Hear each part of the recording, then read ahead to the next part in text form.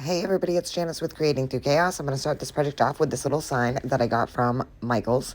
I'm going to take my antique wax and I'm going to wax the entire sign. And I did around the edges with my applicator, and I get this applicator on Amazon.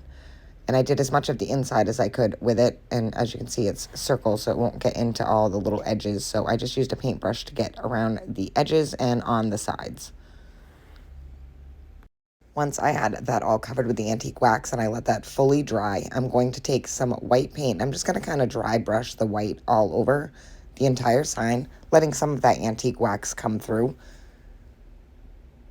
And I'm just going to get around all of the edges and inside. I even did the back, the bottom, and the sides. And I'm just kind of just brushing it in. I don't want to cover it completely in the white, but I don't want too much of the antique wax showing either.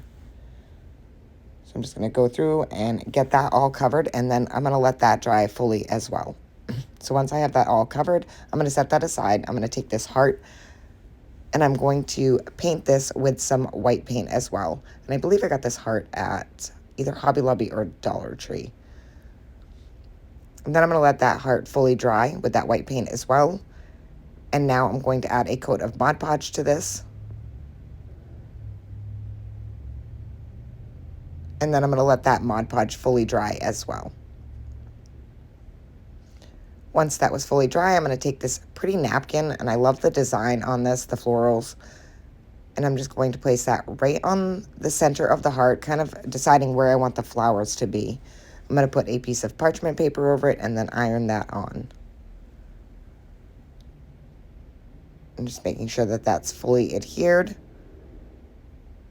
Once I have that on there and it's fully adhered, I'm just going to take my sanding block. Again, I got this one on Amazon as well.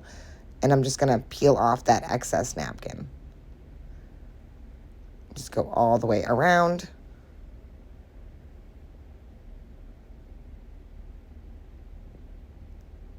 And then once I have that all peeled off, I'm going to take a Jenga block from Dollar Tree, and I'm going to glue that to the back side of the heart. And I'm doing this so it's kind of recessed out of this little shadow box sign. And then I'm going to glue that right to the center of the sign.